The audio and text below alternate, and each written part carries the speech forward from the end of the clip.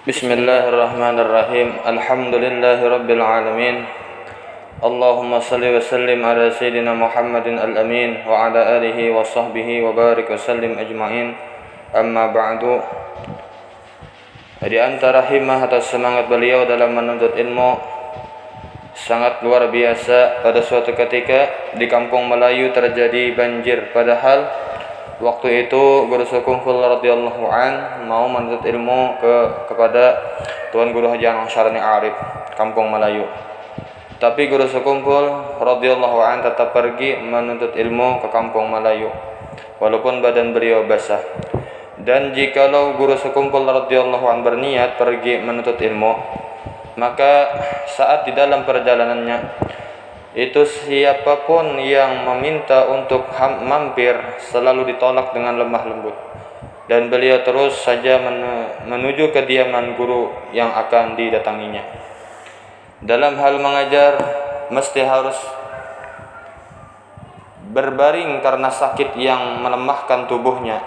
Beliau tak menghentikan mencurahkan ilmunya kepada para jamaah yang selalu setia menantinya. Bila sudah masuk waktu pengajian, beliau pun siap di depan corong mikrofon menyiapkan ilmunya menyampaikan ilmunya kepada puluhan ribu jamaah yang selalu setia. Semua itu beliau jalani dari usia 24 tahun sampai mendekati akhir hayatnya. Dalam hal ibadah radhiyallahu an, maka ibadah beliau non-stop, terus-menerus ibadah wajib dan sunnah dikerjakan secara rutin. Setelah salat wajib senantiasa diisi dengan wirid-wirid. Sebelum salat asar, ketika mau melaksanakan pengajiannya, beliau rutin membaca Al-Quranul Karim di mihrab Musalla Ar-Rawdah. Kebiasaan membaca Al-Quran memang sudah beliau lakukan sejak masih kecil, masa belajar sampai akhir hayatnya. Membaca Al-Quran sudah merupakan rutin yang dikerjakannya. Suaranya jelas terdengar dari dalam kamar. Tajwid dan makhraj hurufnya. Beliau sangat istiqamah pada ibadah malam. Bila sudah masuk waktu sepertiga malam, beliau selalu bangun. Semua anggota keluarga beliau pun selalu dibiasakan istiqamah untuk bangun malam. Beliau tidak senang jika salah seorang penghuni rumahnya tidak melaksanakan selain itu. Selain itu, ibadah beliau tidak terbatas pada zahiriyah semata, tapi malah yang utama adalah ibadah batiniyah. Tidak terpaku pada lisan yang berzikir, tapi juga hati yang tafakkur. Tidak terhenti pada muraqabah, tapi mencapai musyahadah. Beliau sangat mengasihi kepada anak-anak yatim dan santri yang hidupnya kekurangan. Beliau sering mengundang mereka ke rumahnya, menghibur, memberikan hadiah dan bimbingan. Kasih sayang beliau tidaklah pandang bulu dan pilih kasih. Ada seorang pemuda yang nampak lusuh, berambut gondrong dan kuku yang terlihat panjang. Bak seorang preman berdiri di depan pintu ingin bertemu beliau. Lalu beliau meminta kepada muridnya untuk membukakan pintu. Setelah pemuda tersebut masuk, dengan segera beliau berdiri dan langsung memeluk pemuda itu. Ia dipersilakan. Beliau duduk dan dijamu serta diajak bicara dengan lemah lembut. Beliau duduk dan dijamu serta diajak bicara dengan lemah lembut sekali. Tidak hanya sekadar itu, pulangnya sang pemuda malah diberi amplop berisi uang. Melihat cara perlakuan beliau yang begitu ramah dan santun terhadap pemuda preman tersebut, beliau bingung. Akhirnya murid beliau bertanya kepada beliau, maka kata beliau, tegakkan hati untuk berhusnuzan, sangka baik kepada orang, bukan malah sebaliknya. Bahkan merusak orang, itulah tindakan sebagai ulama. Orang baik biarlah sudah baik, sedangkan yang jahat usahakan semaksimal mungkin dia menjadi baik. Beliau adalah seorang yang bersifat pemurah. Di sekitar tahun 1990 Miladiah, saat kondisi beliau masih sehat dan pengajian diadakan setiap hari kecuali hari Jumat, jamaah selalu diberi jamuan makan setiap hari Arba selepas salat zuhur. Padahal jumlah jamaah saat itu tidak kurang dari 5 sampai 10 ribu orang. Sedangkan di hari Khamis dan Isnin selalu diberikan jamuan kopi dan roti kepada seluruh jamaah. Sementara setiap malam Isnin, sehabis salat Isya dan pembacaan Maulid, jamuan makan disiapkan khusus untuk guru-guru agama dan habaib yang berlangsung hingga wafat beliau. Begitu pula setiap kali memulai mengerjakan satu kitab. Begitu pula setiap kali memulai mengajarkan satu kitab, beliau selalu membagi-bagi kitab tersebut secara gratis pada para jamaah.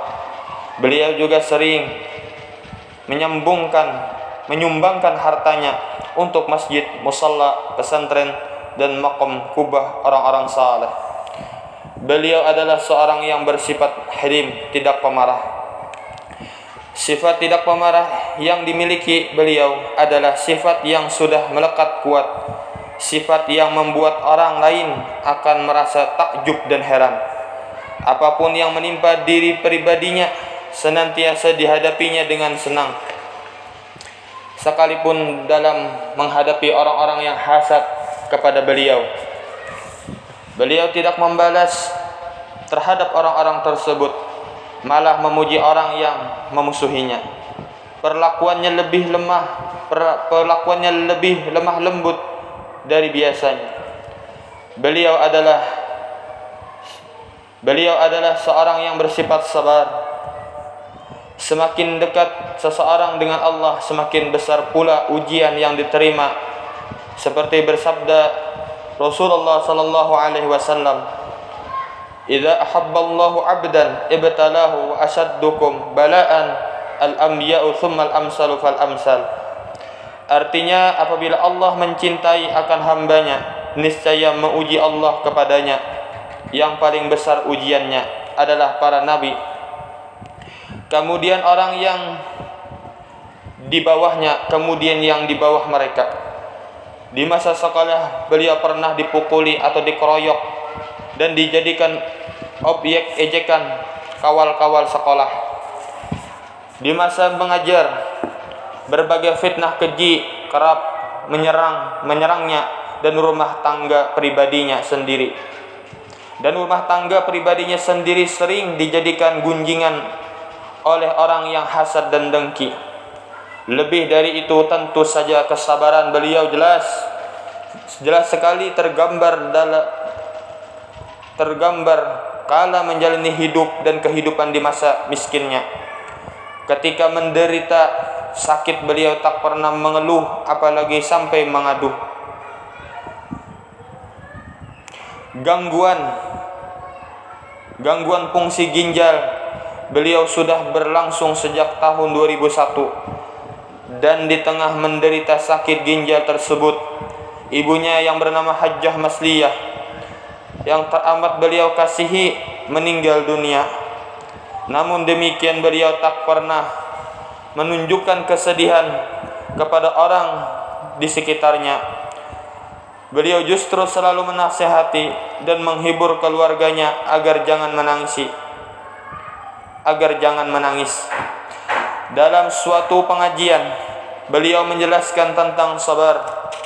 Arti sabar, tidak panas hati ketika tatkala mendapat ujian dari Allah. Tidak marah hati kita tatkala mendapat ujian dari Allah, dan mulut kita tidak mengadu-ngadu kepada makhluk Allah. Beliau orang yang bersifat tawadhu, senantiasa bersifat rendah hati. Itulah mungkin salah satu yang membuat karisma beliau semakin memancar, karena sifat mulia yang satu ini akan membuat pemiliknya ditinggikan derajatnya oleh Allah Subhanahu wa taala. Menurut penuturan salah satu muridnya, pernah beliau berkata kepadaku, "Aku kada keluar kamar untuk pengajian kitab kecuali sebelumnya aku berdoa, ya Allah, dengan berkat orang yang datang ke majelis ini, ampunilah dosa-dosaku dan dosa keluargaku." Apabila ada tamu yang datang ziarah bertemu beliau,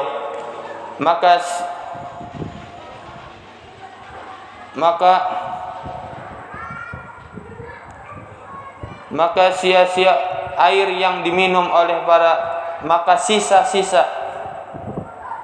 sisa-sisa air yang diminum oleh para tamu tadi dikumpulkan beliau dalam satu wadah, dan selanjutnya diminum beliau. Niat beliau tidak lain adalah untuk mengambil berkah dengan orang yang berbaik sangka kepada beliau, apalagi bila berhadapan dengan dzurriyyah Rasulullah sallallahu alaihi wasallam. Tidak peduli tua atau muda, alim atau tidak, beliau senantiasa bersikap merendah sebagai seorang ulama. Beliau tidaklah merasa dirinya lebih dari orang lain. Dalam setiap tindakan beliau selalu meminta pendapat dari guru-gurunya yang masih hidup, untuk menunggu isyarat guru-gurunya yang sudah meninggal. Walhasil, bahwa keutamaan beliau sangat banyak. Perilaku utamanya sangat nampak, bahkan lebih nampak dari matahari di waktu zuhur. Beliau wafat pada subuh hari Arba' di Rajab tahun 1426 dari hijrah Nabi Muhammad sallallahu alaihi wasallam, atau 10 Agustus 2005 miladiyah. Jumlah umurnya 65 tahun hijriah atau 63 tahun miladiyah, dan dimakamkan di samping makam Al-Alimul Fadil Al-Arif Billah Asy-Syaikh Haji Muhammad Samman Mulia di komplek Ar-Raudhah Sekumpul, dan makamnya banyak dikunjungi orang dari berbagai daerah. Semoga Allah Subhanahu wa taala mencurahkan keridhaan kepadanya dan kepada kita atas berkat keridhaannya, dan menolong kita atas pertolongannya yang sangat luas. Amin amin ya rabbal alamin. Allahumma ansur nafahat ridwani alaihi wa middana bil asrar allati a'dataha ladaihi. La ilaha illallah Muhammadur Rasulullah Asy-Syaikh Muhammad Zaini bin Abdul Ghani Waliullah radhiyallahu an. Allahumma shalli wa sallim ala nabiyil amin sayyidina wa maulana Muhammadin wa ala alihi wa sahbihi wa barik wa sallim ajma'in. Wallahu a'lam bis-shawab.